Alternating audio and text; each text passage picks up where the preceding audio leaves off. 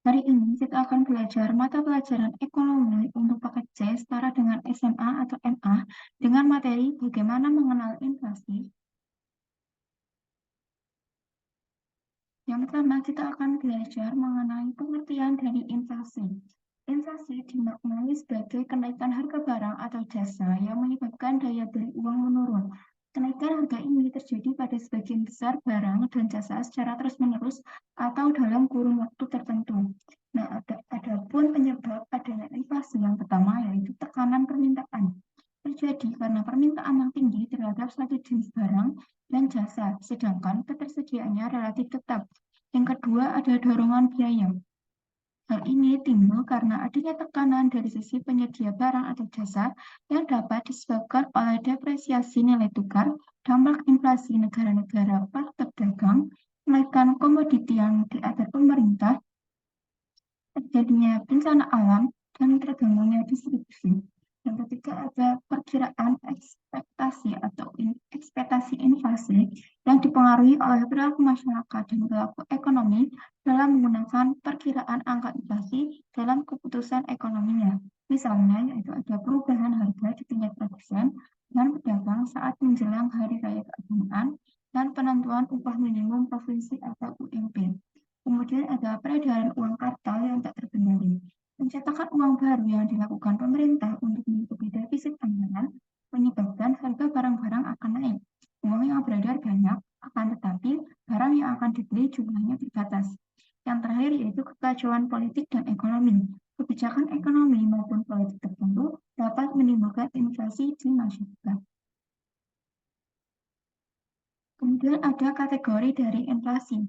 Inflasi pada tingkat rendah dapat mendorong pertumbuhan ekonomi dengan kenaikan pendapatan.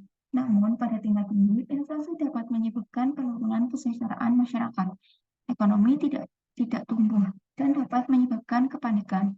Tingkat inflasi diukur salah satunya menggunakan indeks harga konsumen atau IHK. Berdasarkan tingkat keparahannya, inflasi dapat dibedakan menjadi 4, yaitu ada inflasi ringan dengan kurang dari 10% per tahun. Yang kedua ada inflasi sedang antara 10% hingga 30% per tahun, inflasi berat antara 30 sampai 100% per tahun, dan hiperinflasi lebih dari 100% per tahun.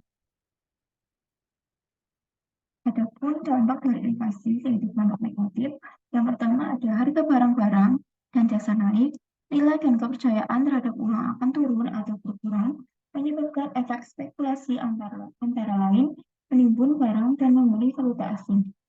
Kemudian ada banyak proyek pembangunan macet atau terlantar. Yang terakhir, kesadaran menabung masyarakat akan berkurang. Adapun dampak positif dari inflasi yang pertama, peredaran atau perputaran barang lebih cepat. Produksi barang-barang bertambah menyebabkan kenaikan keuntungan pengusaha.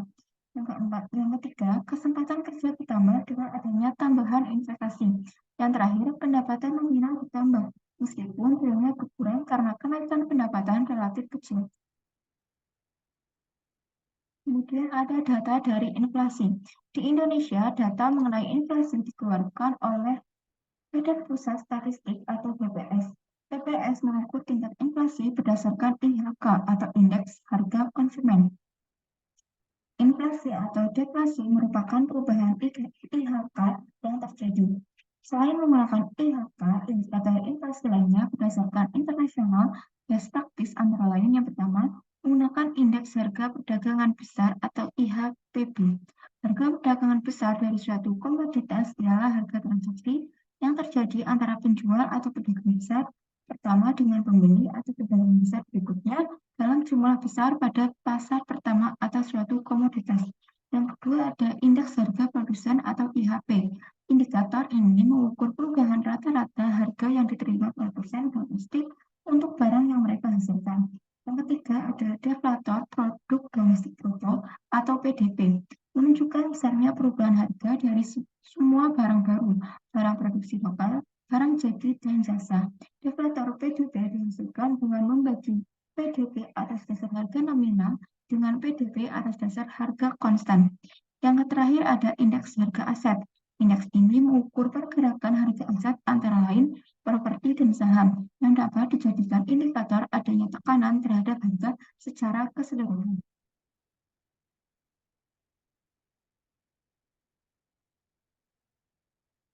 Sekian yang dapat saya sampaikan. Terima kasih. Wassalamualaikum warahmatullahi wabarakatuh.